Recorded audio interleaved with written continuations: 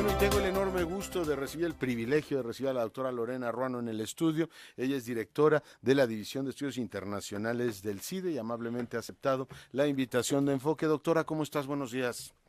Muy bien, Leonardo, feliz de estar aquí en tu programa. Mil gracias por invitarme. Nos da mucho gusto recibirte. A ver, hay varios temas, le adelanto al auditorio, que, pues ella coordinó con distintas instituciones del mundo, un evento con una enorme convocatoria, un seminario sobre el asunto del Atlántico, el espacio Atlántico. En un momento más hablaremos de ese tema, pero antes déjame abordar el asunto de actualidad. Ucrania. ¿Nos recuerda de alguna manera, doctora Ruano, lo que ocurrió en los Balcanes en los 90? Es un desafío de primer orden para la Unión Europea, la que hemos visto muy involucrada en el conflicto. ¿Los lleva o es un choque de trenes con Rusia? A ver, ayúdanos a ubicarnos. ¿Cómo ves el tema desde el punto de vista de la geopolítica europea? Bueno, primero el símil con los Balcanes, sí, hasta cierto punto, en el sentido de que se enfrentan, por un lado, los europeos y los rusos, en un espacio que después de la Guerra Fría queda como en el limbo estratégico, ¿no? Al retirarse la Unión Soviética después de 1991, Europa Central y Europa del Este quedan, pues digamos que sueltos, ¿no? No son parte de ninguna esfera de influencia, y lo que vemos es que a lo largo de los 90 la esfera de influencia de la Unión Europea y de Estados Unidos se recorre hacia el este, ¿no? Y que realmente incorporan a Polonia a la OTAN, exacto, a todos esos. a finales de los años 90, y bueno, pues digamos que la esfera de influencia de Occidente se recorre hacia el este y lo que le queda a Moscú es pues la ex Unión Soviética. Y ciertamente Moscú considera, sobre todo a partir de digamos un renacimiento de Rusia que tenemos con Putin, ya en el nuevo milenio, considera que la ex Unión Soviética es su esfera de influencia exclusiva y que Occidente no tiene por qué estar metiéndose ahí. Entonces el hecho de que la Unión Europea estuviera negociando con Ucrania un acuerdo de estos de vecindad, ciertamente fue algo que el Kremlin no veía con buenos ojos, sobre todo desde que el presidente Putin en Rusia lanza la idea de esta Unión Euroasiática, ¿no? Y entonces ahí sí claramente se enfrentan, pues primero por definir la orientación del comercio exterior de Ucrania, pero ciertamente lo que está en juego es mucho más que el comercio exterior. Es un tema de, bueno, ¿cuál va a ser el sistema político de Ucrania? Es una cuestión que ya desde 2005 había estallado con la Revolución Naranja, cuando se había, digamos, que Yanukovych tuvo que ceder el poder, ¿no? Porque no había ganado la elección, había sido fraudulenta y se había instalado la oposición. La oposición fue igualmente inútil en el poder, la verdad es que no fueron muy buenos gobernando. Problemas de corrupción. Pero realmente lo que hay en juego ahora es la orientación no solo económica y de comercio exterior, sino también política de Ucrania. Pero a ver, tú que ves los grandes bloques, y déjame ponerlo de una manera muy prosaica. O sea, uno imagina Eurasia como una especie de cama king size, en donde tienes una Unión Europea que todavía no acaba de definir del todo el tema de sus ampliaciones, hasta dónde y cuándo termina, y luego está Rusia, que decía en el G20, la última reunión del G20, bueno, pues para nosotros el entendimiento con Europa es claro. Lo que no está, digamos, del todo definido es quién ocupa qué parte de la king size, es decir, o si la king size finalmente son dos individuales, ¿no? Es decir, Rusia tiene su proyecto y Europa el suyo, o están condenadas, como de alguna manera se veía o se intuía en el discurso de Putin en el G20, a decir, a ver, yo tengo que tener un entendimiento con la persona que ocupa la otra parte de este gran conglomerado que es Eurasia. Lorena. Pues mira, yo creo que la ampliación de la Unión Europea sí queda claro hasta dónde va a llegar. O sea, no están planteando en la Unión Europea la inclusión de Ucrania como miembro de pleno derecho de la Unión Europea. Están planteando un acuerdo de asociación, de política de vecindad. ¿Que se puede leer, te pregunto, como un primer paso? No como un primer paso, no. No hay una intención de integrar a Ucrania, como sí hay una intención de integrar a los Balcanes occidentales, o sea, Serbia, Montenegro. Esos sí ya han sido identificados oficialmente como candidatos potenciales a ser miembros de la Unión. Que ya entró Croacia, ¿no? Ya entró Croacia y la idea es que eventualmente Serbia, Kosovo, Montenegro entren también, ¿no? Y Bosnia. Eso, hasta ahí va a llegar la ampliación, no va a llegar más allá. incluso Turquía, que ya tiene negociaciones abiertas, lo ve muy difícil. Claro, por razones. Entonces, por todo tipo de razones. Entonces, ¿por qué ve tan amenazante Moscú eso?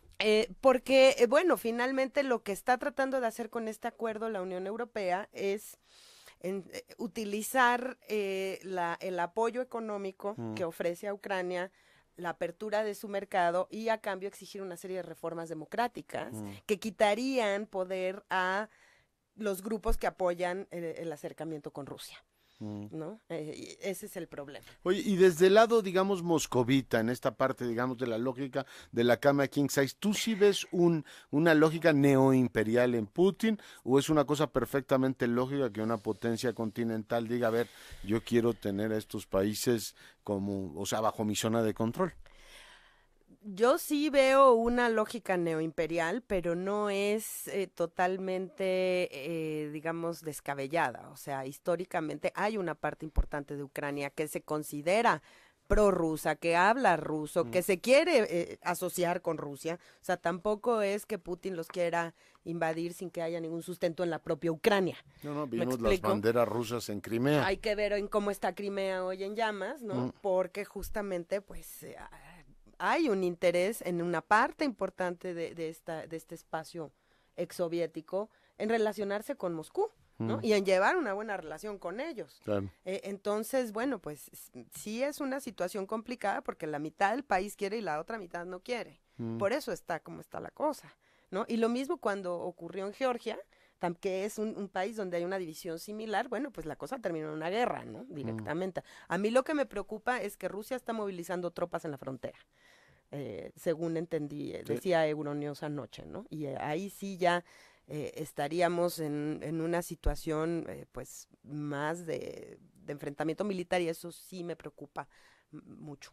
Sí, una buena parte de la prensa europea destaca eso, ¿no? Crece la intimidación rusa sobre precisamente Ucrania. El otro día que vino la embajadora polaca aquí al estudio, Lorena, platicábamos de tu libro, que es un libro muy ingenioso, muy verdaderamente creativo desde el punto de vista de la interpretación. Te pregunto, la política hacia Rusia, y en este caso Ucrania, en Europa, ¿se ve a través de una cancillería o Bruselas tiene un pensamiento complejo a partir del cual uno dice, a ver, ¿qué vamos a hacer con Rusia? Bruselas es lo que dicen sus estados miembros y un poquito más. Pero no es, digamos, que un pensamiento propio autónomo. Ciertamente la política hacia Rusia, quien la está manejando ahora, claramente es Polonia, junto con Alemania. O sea, no es Polonia sola tampoco. ¿No? Es Polonia, República Checa y Alemania. Y también por eso, bueno, tienen tanto interés en apoyar lo que ellos ven son las fuerzas prodemocráticas en Ucrania, como le sucedió a ellos en su momento, ¿no? O sea, también hay un fuerte componente de nacionalismo antirruso, ¿no? Que fue lo que al final terminó con el Pacto de Varsovia, ¿no? O sea, una especie de muro de Berlín bis. Pues sí, como que se recorrió unos cuantos kilómetros al este y Polonia y República Checa junto con Alemania, ¿no? Empujan justamente que estos países pues no estén sometidos a la influencia de Moscú. Porque vimos un ministro alemán, ni más, para sorpresa mía, digamos, más formado en la tradición soberanista, marchando en Ucrania, diciendo, a ver qué hace el ministro alemán ahí, claramente tomando partido, bueno, no solamente tomando partido, manifestándose en Ucrania. Junto con el polaco junto y con el francés. polaco. Ciertamente la política hacia Europa del Este la maneja, o sea, llevan la batuta Alemania y Polonia, que son los países más grandes de la zona, ¿no? Ahí no tienen nada que opinar España, por ejemplo, ¿no? O Italia. Gran Bretaña también le gusta meter su cuchara en este tema, sí. Muy bien. Bueno, déjame llevarte de Eurasia al espacio atlántico. Le comentaba que convocó el CIDE, bajo el liderazgo de Lorena Ruano, a 13 instituciones de distintos países del mundo, Estados Unidos, el Reino Unido, Italia, Sudáfrica, España, para discutir este tema del Atlántico. Sellaste el seminario con una conferencia magistral de José Miguel Insulza, en donde hablaba de estos megabloques, ¿no? Es decir, ahora se habla del espacio atlántico. Él apuntaba esta negociación que hay entre Estados Unidos y la Unión Europea. Recordamos y lo consignamos aquí que el representante comercial norteamericano nos dio caderazo a nosotros en esa negociación, pero te pido una reflexión sobre el bloque atlántico, es decir, hacia dónde se está moviendo la cuenca atlántica. Pues mira, este proyecto, déjame, te platico un poquito sobre el proyecto porque nos permite entender hacia dónde va. Es una iniciativa de la Comisión Europea, es parte del 7º Programa Marco de Investigación, y es un proyecto grandote que involucra, como tú dices, 13 instituciones del espacio atlántico, hay de África, de Europa, de América Latina y de Norteamérica. Y la idea es poner el foco nuevamente en el Atlántico. Yo creo que es un poco una reacción por parte de los europeos ante el pivote hacia el Pacífico, el pivot to the Pacific que anunció Obama hace unos años, ¿no? Es decirle, sobre todo a sus aliados norteamericanos, aquí estamos, no nos olviden, somos importantes, ¿no? Efectivamente, frente al crecimiento asiático de la última década, pues se ha movido hacia allá la atención. Sí. Y este es un intento por poner de relieve que en el espacio atlántico siguen ocurriendo cosas muy importantes y que que Estados Unidos sobre todo no debe dejar de lado. Algo así como el 40% del comercio global.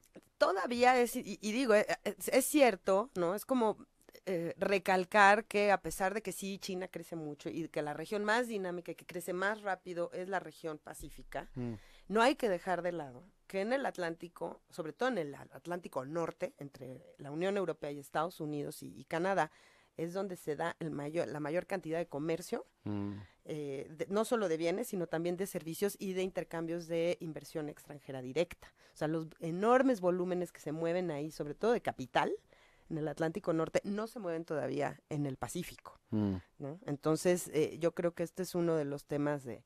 Luego, por otra parte, no hay que olvidar, como mencionábamos ahora, que existe una alianza militar muy fuerte que une a estas dos partes del Atlántico, ¿no? Sobre todo en el norte. Esa es una parte que yo creo los europeos quieren recalcar y que los norteamericanos no se olviden de sus aliados de la OTAN, ¿no? Eso por un lado. Luego está... También otra cuestión muy interesante que son las relaciones sur-sur, y estas se han desarrollado sobre todo en el espacio atlántico, notablemente por la política exterior brasileña hacia África, ¿no? Entonces yo estuve haciendo un estudio sobre relaciones comerciales en el espacio atlántico, y resulta que el vínculo, sí, el menos importante en términos de volumen, es ese, pero el que crece más rápido es ese. Es decir, traen una velocidad de aumento de los intercambios notable entre Brasil y los países africanos. Sobre todo dirigido... Y algunos de ellos están creciendo espectacularmente. Espectacularmente. ¿Verdad? Y Brasil estuvo creciendo mucho en la pasada década también. Y ahí también hay inversiones brasileñas, hay mucha cooperación al desarrollo. Y bueno, esto también, tenía que ver pues con la geopolítica. O sea, Brasil buscaba su asiento en el Consejo de Seguridad y entonces lanzó Lula lanzó desplegó una política de convencer países africanos, de abrir embajadas, de dar ayuda de cooperación al desarrollo, que es una cuestión también sur-sur muy novedosa, y también, pues de incrementar las inversiones y los intercambios comerciales. Entonces, este es un vínculo muy fino, todavía muy delgado, pero que crece de manera muy rápida. Y finalmente, un tercer elemento del espacio atlántico en términos de intercambios, pues tiene que ver con que los países de América Latina que se relacionan, que tienen acuerdos de libre comercio con Estados Unidos, también tienen acuerdos de libre comercio con la Unión Europea, ¿no? Que son México, Chile, Colombia, Perú y Centroamérica, ¿no? Entonces esto también teje una red importante de comercial y de cooperación y de diálogo político que pues se vuelve todavía más importante en el contexto de esta negociación entre Estados Unidos y la Unión Europea, ¿no? Porque se va a crear, si se logra esa negociación, que todavía hay que ver, pues se va a lograr digamos que una red de espacios comerciales relativamente libres, muy importante, que va a incluir no solo a los socios del Atlántico Norte, sino también a varios de los países latinoamericanos que ahora además también están en la Alianza del Pacífico, son los mismos. Eso es interesante, nos convendría, nosotros te llevo a un tercer elemento y después volvemos al Atlántico. Es decir, México ahora, pues tiene el tratado, el Telecue desde principios del siglo, ahora forma parte de la Alianza del Pacífico. Nos sacaron de la negociación atlántica, Estados Unidos, yo voy a negociar con los europeos, ustedes ya tienen al suyo. Nos interesaría desde tu punto de vista, Lorena, plantearle a la Unión Europea ahora una, digamos, refrescada de los tratados que tenemos, pero ahora con la camiseta Alianza del Pacífico, o sea, los países que lo integramos, o nos convendría ir con la camiseta verde de México y decir, a ver, yo quiero revisar el tratado que tengo con ustedes? Bueno, ¿eso tú en qué prioridad lo pondrías? Y es complicado, porque mucho depende de el éxito o no de la negociación en el Atlántico Norte. O sea, sí es claro que si ellos llegan a un acuerdo, México se tiene que subir, porque son sus principales socios comerciales. O sea, entre Estados Unidos y la Unión Europea llegamos al 95% del comercio exterior de México. Entonces, si ellos llegan a un acuerdo sobre ciertos temas, nosotros tenemos que revisar forzosamente nuestro lugar ahí. Si nos conviene hacerlos con los socios de la Alianza del Pacífico, bueno, habría que ver, porque tampoco está tan avanzado, no es un bloque, no tenemos obligación de negociar en grupo, no tenemos una política comercial común, entonces, quizá no nos conviene, quizás sí nos conviene, digamos que tener las dos mesas paralelas, ¿no? Y ciertamente coordinarnos con los socios de la Alianza del Pacífico en lo más posible, claro, ¿no? Pero no necesariamente, porque a lo mejor ellos nos podrían retrasar en algunos temas y nosotros a ellos en otros. Entiendo. Entonces, pues yo me iría sola, ¿no? Esperaría también a ver cómo va avanzando la negociación en el Atlántico Norte, porque a lo mejor no avanza tanto. Hay temas muy, muy complicados, desde inversiones agrícolas y bueno, patentes, toda la propiedad intelectual va a ser muy complicado, sobre todo en producción cultural. Entonces, yo me esperaría a ver qué pasa en esa negociación. Y probablemente habrá que esperar también a ver qué ocurre con el TPP, exacto, porque mientras Obama ve House of Cards, porque dice que no tiene tiempo para ir a ver al legislativo, su propio partido está diciendo, oiga, pues el TPP tampoco me suena, pero hay que verlo. Decía Insulza, el secretario general de la OEA, al clausurar tu seminario, a ver, ¿no es razonable de todas maneras que la potencia americana esté negociando con los europeos y no tenga, por las razones que tú ya dijiste, incluido a México? Es decir, no es razonable que esos acuerdos se hagan. Y también dijo de una manera muy enfática, y me gustaría tu comentario sobre ese y el otro tema, no es razonable que algunos países que están negociando hacia el bloque pacífico planteen esto como los buenos y los malos, ¿no? Es decir, los del Atlántico, a ver, ustedes váyanse con África, nosotros nos vamos con los chinos, bueno, no con los chinos, con tener a China, con los asiáticos que sí crecen. Es decir, ¿tú le ves lógica a estas divisiones, Lorena? Yo creo que no. Yo creo que justamente una de las cuestiones que discutíamos en el seminario es que algunos países, particular México, Centroamérica, pues tenemos dos costas. Tenemos una atlántica y una pacífica. Y como Estados Unidos tenemos que negociar hacia los dos lados, ¿no? Lo que pasa es que, bueno, al colapsarse las negociaciones en el seno de la OMC, que son las multilaterales, claro, ¿no? Pues hay que hacer negociaciones plurilaterales, que se llaman ahora, ¿no? Y la idea es que se vayan construyendo estos como bloques. Eso se llama plurilateral. Sí, ahora la idea. Multilaterales todos y pluri por regiones. Mira. Esa es la idea, ¿no? Y que se vayan subiendo quienes vayan queriendo a cada uno de los temas y en distintos bloques, ¿no? Entonces, esa es la idea. Yo creo que no es necesariamente excluyente, ¿no? Y que hay que negociar en los dos sentidos. Ahora, que México haya sido excluido. Bueno, por un lado, sí es cierto que suena raro, ¿no? Porque somos un bloque con Norteamérica, claro, pero no somos un bloque como la Unión Europea. O sea, nosotros no tenemos una política comercial común como la Unión Europea. No somos una unión aduanera con Estados Unidos. Tenemos un acuerdo de libre comercio. Tenemos un acuerdo de libre comercio y cada quien hace con su comercio exterior lo que quiere, digamos, con terceros.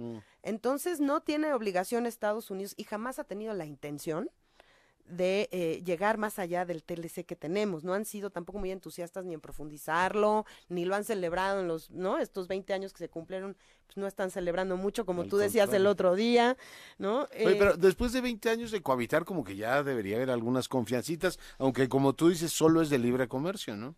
Pues sí, lo que yo siempre he dicho es que los otros factores se siguen moviendo, ¿no? La migración ocurre, pero de manera ilegal, y sí hay mucha cooperación intergubernamental y de ONGs y digamos a nivel social, o lo que se dice societal, de todas formas, aunque no esté enmarcado como en Europa, claramente, no esté institucionalizado, ciertamente hay una integración que ocurre mucho más allá de la economía en Norteamérica, ¿no? Las industrias están muy integradas. Y bueno, la gente, todo el mundo tiene un pariente, un primo en Estados Unidos, ¿no? Y sí, hay toda esa integración. Sí, por eso decía que no es así como muy amistoso que no nos incluyeran, aunque no esté explícito en ningún tratado. pero son ¿no? la principal potencia mundial, ¿por qué van a estarse preocupando por lo que diga México? Y por otra parte, yo no sé si a nosotros nos Qué conviene duro. entrar a discutir algunos de los temas que a ellos les interesan, ¿no? Si estamos listos ya para hablar de la apertura del sector energético cuando no tenemos ley secundaria todavía, si estamos listos para hablar, ¿no? Digamos, unos estándares de competencia, de compra de gobierno, de patentes, de propiedad intelectual, que son los temas que se están discutiendo con la Unión Europea. Yo no sé si México está listo a hablar de esos temas todavía Ya. y en qué términos. Entonces, igual también nos conviene primero ver qué pasa y cuando ya esté la cosa más avanzada, entrarle. Tampoco nos están cerrando la puerta o nos están diciendo ustedes no hablen con Europa. Y como tú dices, hay que ver finalmente qué queda. Y bueno, pues yo quiero agradecerte enormemente que hayas venido esta mañana a Enfoque, felicitarte por exitosísimo seminario que coordinaste y pues desearte un buen fin de semana. Lorena, muchísimas Muchísimas gracias. gracias a ti, un saludo a todo tu auditorio. Y te mando a saludar Juan Cortiña, Ay, qué saludos lindo. a Lorena. Felicidades por esa gran invitada, pues sí, nos congratulamos de que haya aceptado venir el día Mi de hoy. compañero de la prepa. Sí, Sí. también Sara Medina me dice, la doctora Ruano me dio una de las mejores clases. Bueno, pues invítenla más seguido, lo haremos más seguido si se deja.